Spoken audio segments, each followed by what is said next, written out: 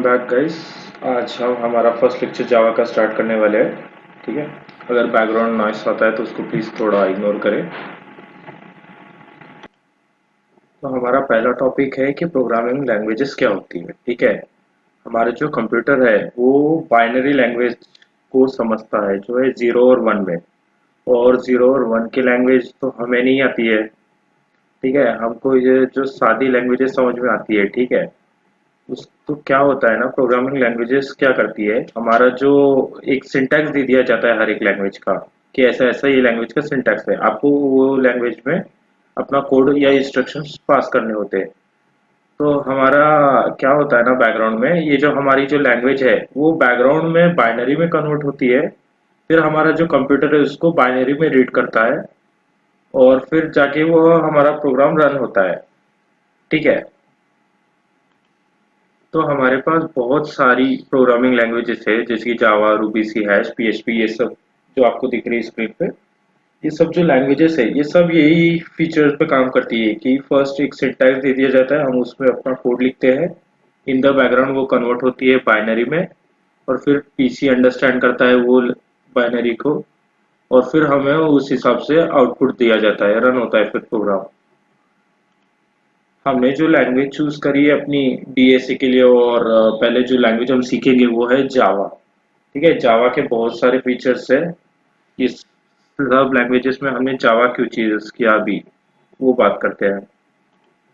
ठीक है। वो डिस्कस करने से पहले हम जावा की थोड़ी सी हिस्ट्री देख लेते हैं 2 मिनट। ठीक है।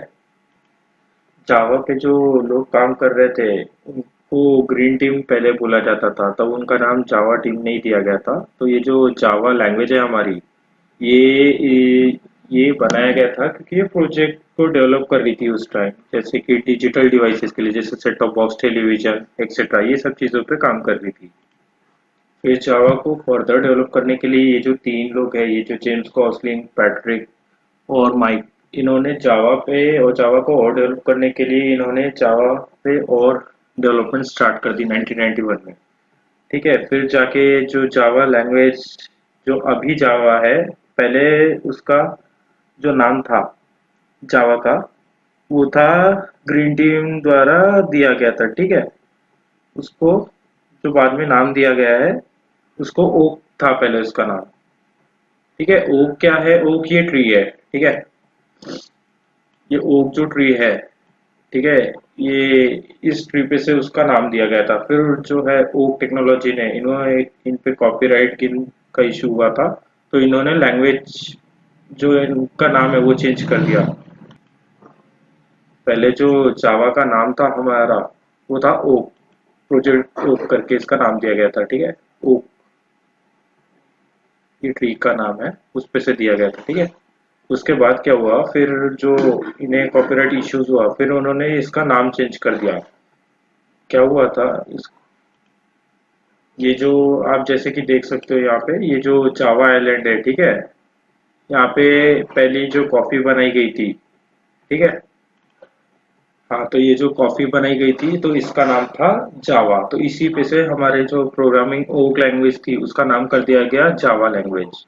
ठीक है। ये इसकी हिस्ट्री थी। जावा का जो रिलीज ईयर था वो 1996 था, और अभी ये करंटली जावा ओरेकल फर्म जो कंपनी है उसके ही सब्सिडरी है पूरी, उनके पास इसके पूरे राइट्स है। अब आप बोलोगे कि हमने जावा ही क्यों सिलेक्ट किया ये सब के लिए, तो जावा के एक बार फीचर्स देख लेते हैं, हमने जावा क्यों सिलेक्ट किया। ठीक है। इसका जो पहला टॉपिक है जो ऑब्जेक्ट ओरिएंटेड है, ये हम उसमें डिटेल में पढ़ने वाले हैं। ठीक है। अभी जो ये इसका एक और फीचर है, ये है डिस्ट्रीब्यूटेड। ठीक है। डिस्ट्रीब्यूटेड का जो मतलब होता है वो है कि ये हमें डेवलपर्स को मल्टीपल नोड्स पे काम करने देता है, अलाउ करता है। ठीक है। और इसको अगर और सिंपल में कहूँ तो हमारा जो ऑब्जेक्ट मेकिंग है उसको डिफरेंट मशीन्स पे कम्युनिकेट मैसेजिंग के थ्रू करने देता है, मेथड कॉल के थ्रू। तो दो डिफरेंट मशीन्स कम्युनिकेट कर सकती है आपस में। ये जो मल्टी थ्रेडिंग का कंसेप्ट है ये हम एक्सेप्शन हैंडलिंग के बाद डीप में कवर करेंगे।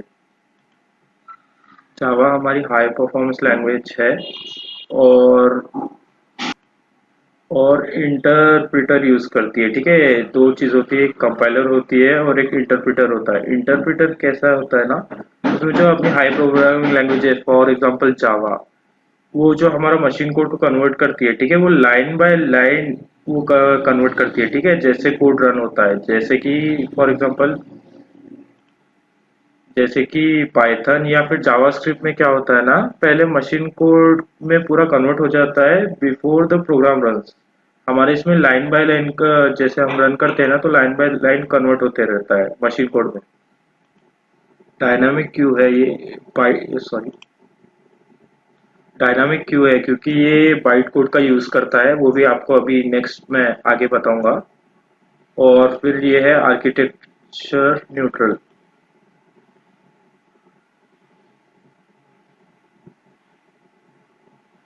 इंडिपेंडेंट होता है इसमें हार्डवेयर या आर्किटेक्चर या ऑपरेटिंग सिस्टम इंटरफेस या फिर विंडोज सिस्टम में। कैसा है, जो हमारा जो फॉर्मेट है बाइनरी कोड का, वो सेम फॉर्मेट होता है। ठीक है, कोई प्लेटफॉर्म का वो नहीं है इस पे। सब पे जो आपका आर्किटेक्चर पे वो है, जैसे विंडोज पे हो गया, अलग अलग जैसे हार्डवेयर होते हैं उस पे सेम दिखेगा आपको। ठीक है, फॉर्मेट उसका। और है पोर्टेबल, हमारा जावा कोड को आप इजीली वो कर सकते हो डिफरेंट प्लेटफॉर्म पे। हम इसको जैसे अगर दूसरे प्लेटफॉर्म पे चलाते हैं विदाउट हमें कोई चेंजेस करे, जैसे कि सी प्लस प्लस में ऐसा नहीं होता है। ठीक है, तो जैसे कि जावा को बस आप दूसरे मशीन्स पे रन करते हो, अगर आपके पास रिक्वायरमेंट है, जो जो चीज़ लगती है जावा को रन करने, जैसे जेडीके है प्रॉपर, तो वो रन कर जाएगा। ठीक है, उसमें कोई भी आपको चेंजेस नहीं करने पड़ेंगे। और है यहाँ पे रोबस्ट। ठीक है, रोबस्ट क्या होता है, कैपेसिटी होती है सिस्टम की to handle the errors while during the execution. ठीक है, ये चीज को हम आगे और डीप में कवर करेंगे। हमारा जो जावा है वो प्लेटफॉर्म इंडिपेंडेंट है, as long as other system पे हमारे जैसे कि जेवीएम इंस्टॉल है, तो मोस्ट प्रोबेबली या फिर 100% है कि हमारा जावा कोड रन कर जाएगा। और जो जावा है वो सिक्योर है। ठीक है, ये चीज हम जो सिक्योर का पूरा पूरा प्रॉपर कंसेप्ट है वो स्प्रिंग सिक्योरिटी में जब पढ़ेंगे तब हम कवर करेंगे। जावा काम कैसे करता है उसके पहले हम थोड़ा जावा का जो डेवलपमेंट टूल्स है उसके बारे में जान लेते हैं। ये जो जेडीके होता है, जावा डेवलपमेंट टूल होता है, उसके अंदर हमारा जेआरई के अंदर ना पूरे जावा क्लास लाइब्रेरी प्रेजेंट होते हैं। और उसके बाद अंदर होता है जेवीएम। ठीक है, जो होता है जावा वर्चुअल मशीन। ठीक है, ये जो जेडीके है, जो अपना जो डेवलपमेंट टूल है, वो परफॉर्म करता है डिबगिंग और एग्जीक्यूशन ऑफ प्रोग्राम्स। ठीक है, डिबगिंग क्या है, डिबगिंग में इसको ऐसे डिफाइन कर सकते हैं, is a process of identifying and removing errors. हमारे कोड में जो एरर्स आते हैं वो, उसको हम जो भी एरर है रन किए बाद कई बार हमको दिखता है कि हमारा कोड में ये हमने एरर किया है, तो उसको जो रिमूव करते हैं उसको हम डिबगिंग कहते हैं। एग्जीक्यूशन वाली प्रोसेस क्या होती है ना, the process by which a computer read and acts. हमारा जो कंप्यूटर है, हमारी जो भी इंस्ट्रक्शन दिया हुआ है, हमारा कोड पढ़ के रीड करता है और जो परफॉर्म करता है, रन करता है उस हिसाब से। ठीक है, वो सेट ऑफ इंस्ट्रक्शन परफॉर्म करता है, तो उसको हम एग्जीक्यूशन कहते हैं। ठीक है, क्या होता है ना, जो बैकग्राउंड में जावा कोड कैसे काम करता है, ठीक है, वो चीज में हम थोड़ा पढ़ेंगे। कैसा होता है ना, once you have compiled the program you have to execute it, and for execution you require JRE. JRE के बिना एग्जीक्यूशन नहीं होता है। ठीक है, जेआरई क्या है, एक पार्ट है जेडीके का, ये जावा डेवलपमेंट किट का। ठीक है, और जेआरई कहाँ होता है, जेडीके के अंदर होता है। ठीक है, जेवीएम, ये जो जावा वर्चुअल मशीन है, ये एक पार्ट है जेआरई का। ठीक है, जेआरई के अंदर होता है, लेकिन एक्चुअल में कोड एग्जीक्यूट होता है ये जेवीएम के अंदर ही, पूरा कोड एग्जीक्यूट इसके अंदर ही होता है। ठीक है, अब हम देखेंगे कि जावा का जो सोर्स कोड है वो काम कैसे करता है बैकग्राउंड में। हमारा जो सोर्स कोड होता है, जो भी कोड हम लिखते हैं उसे हम सोर्स कोड कहते हैं। ठीक है, जावा में उसका एक्सटेंशन डॉट जावा है। ठीक है, पहले जब जावा रिलीज हुआ था पहली बार तब डॉट जीटी था उसका एक्सटेंशन, लेकिन उसके बाद डॉट जावा हो गया है। ठीक है, जब से वो रिनेम हुआ था जावा में। तो ये क्या होता है ना, जावा डॉट जावा कोड, वो जो कंपाइलर में जाता है, जावा सी जो कंपाइलर होता है, वो जो कंपाइलर है वो जेडीके के अंदर होता है, डेवलपमेंट टूल होता है, तो वो बाइट कोड में कन्वर्ट होता है जिसका एक्सटेंशन होता है डॉट क्लास। ठीक है, फिर बाइट कोड क्या होता है, can run on any system as long as that system has JRE. जब तक ये जावा रन टाइम एनवायरनमेंट है वो सिस्टम पे, तब तक कोई भी किसी भी मशीन पे हमारा जावा कोड रन कर जाएगा, ठीक है। और क्या होता है, जो एग्जीक्यूशन होता है हमारा बाइट कोड से फिर जेवीएम में जाता है, उसके बाद फिर नेटिव कोड में कन्वर्ट होता है, ठीक है। और बस इतना ही है, इसके से ज्यादा हमको जावा के बारे में इतना और नहीं जानना है, ठीक है। अब यहाँ से हम हमारा मेन जो कोडिंग है और जावा का जो सिग्नेचर स्टेटमेंट है उसको हम थोड़ा सा रीड करेंगे, ठीक है। जावा का जो सिग्नेचर है, जो हम मतलब जो मेथड है जावा को कैसे लिखा जाता है, जो हम हर प्रोग्राम में यूज करेंगे, तो वो हम अभी सीखने जा रहे हैं, ठीक है।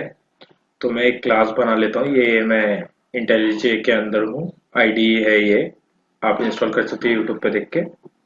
तो इसका नाम मैं रख देता हूँ सॉल्यूशन, क्योंकि most of the online platform में जो नाम होता है क्लास का वो सॉल्यूशन होता है, ठीक है। ये जो क्लास क्या है, ऑब्जेक्ट्स क्या है, ये सब हम ऊप्स के बेसिक में कवर करेंगे, ठीक है। देखो यहाँ आपको राइट में पॉपअप मैसेज दिख रहा होगा, जेडीके वर्जन, ठीक है। हर जावा कोड को चलाने के लिए जेडीके इंस्टॉल होना चाहिए, ठीक है।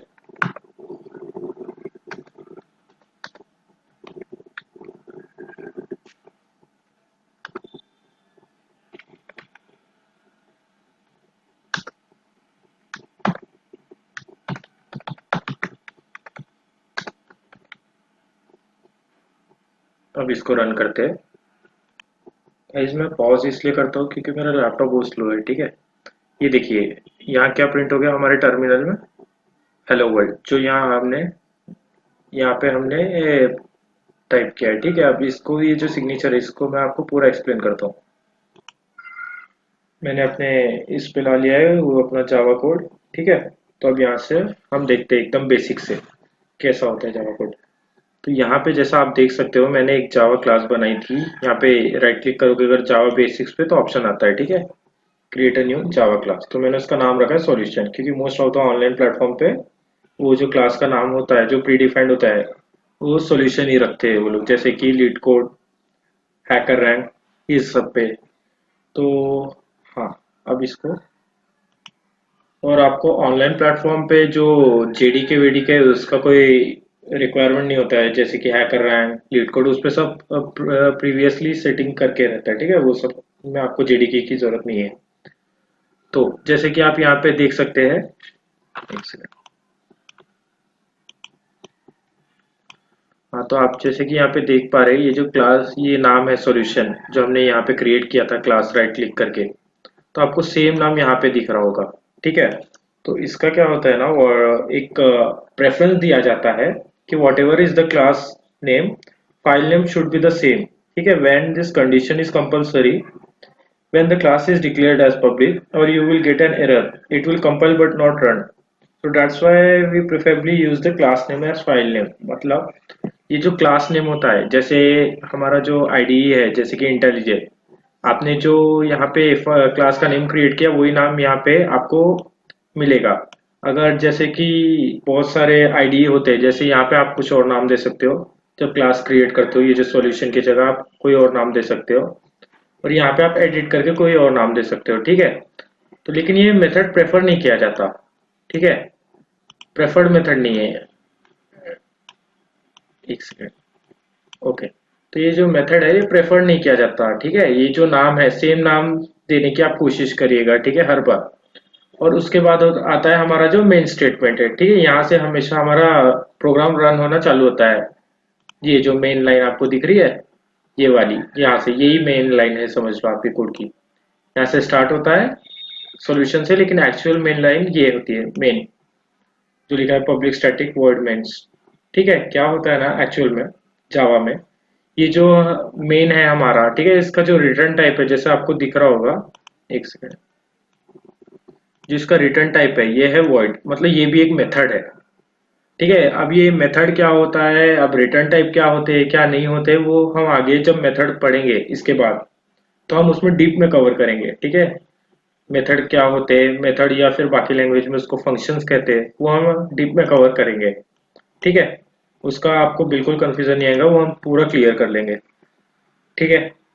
अब ये जो मेन स्टेटमेंट है उसके बाद हमने लिखा है system dot out dot print l n, print l n के, एक सेकेंड, ये जो आपको यहाँ दिख रहा है, ये सिंबल, ये वाला हेलो वर्ल्ड के ऊपर एक second,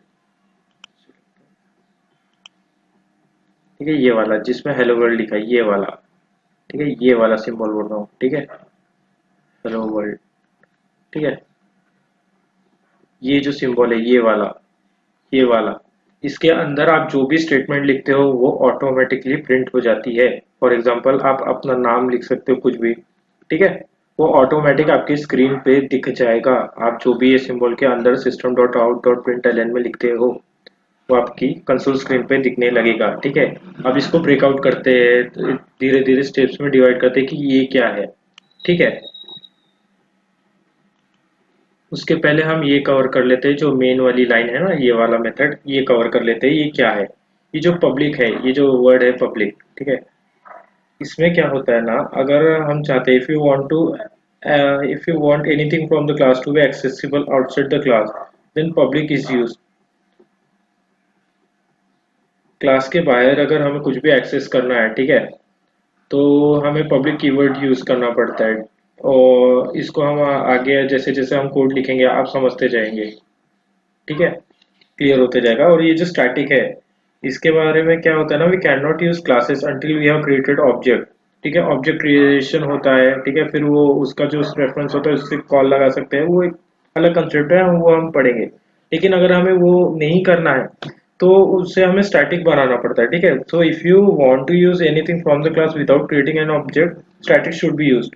if you don't use it, the error will come like main method not found in class, something like that. तो इसीलिए आपको क्या होता है, इसको स्टैटिक बनाना पड़ता है, ठीक है, क्योंकि अगर आपको दूसरी क्लासेस भी एक्सेस करना है, ठीक है, मतलब दूसरे फंक्शंस भी एक्सेस करना है, तो आपको स्टैटिक बनाना पड़ता है उसको, ठीक है।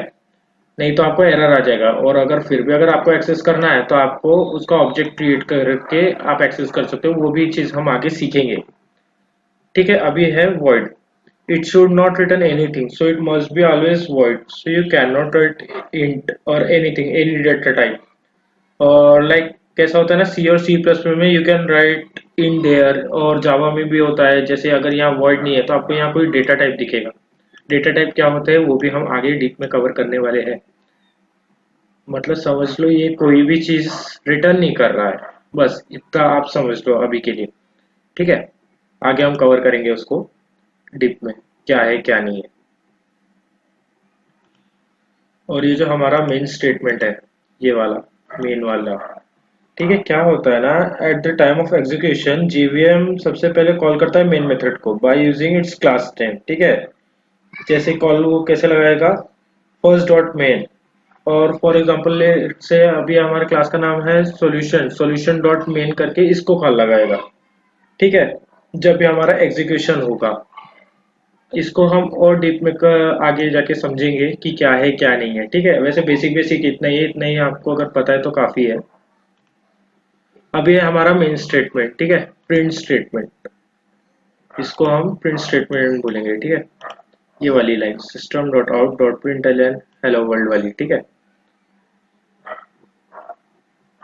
बैकग्राउंड नॉइस के लिए सॉरी गाइस, ठीक है। ये जो हमारा जो सिस्टम है, जो सिस्टम लिखा है एक,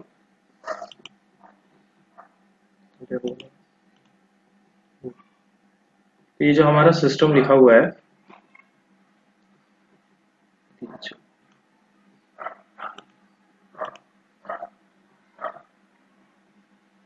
जो ये सिस्टम है हमारा, ये एक क्लास है, ठीक है, इनबिल्ट क्लास है, ठीक है। ये जो सिस्टम है, ठीक है, और ये जो आउट है ये एक ऑब्जेक्ट है, ठीक है।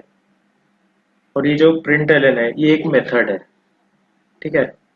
मेथड को आप कैसे हमेशा आइडेंटिफाई करोगे, मेथड के साथ ऐसे ब्रैकेट्स हो गए, ठीक है। तो अभी ये क्लास क्या है, ऑब्जेक्ट क्या है, मेथड क्या है, वो हम आगे जाके सीखेंगे, ठीक है।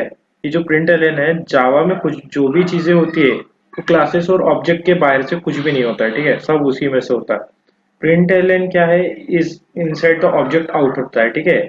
जो प्रिंट एलन है हमारा ये वाला, एक सेकंड, जो ये प्रिंट एलन है, ठीक है, ये क्या होता है ना, ये ऑब्जेक्ट के अंदर होता है आउट। ये जो आउट नाम का ऑब्जेक्ट है हमारा,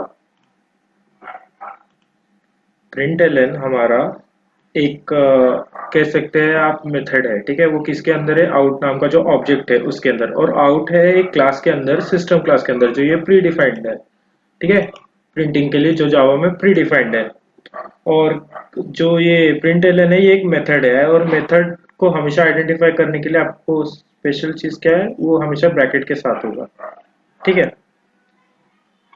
और फिर ठीक है।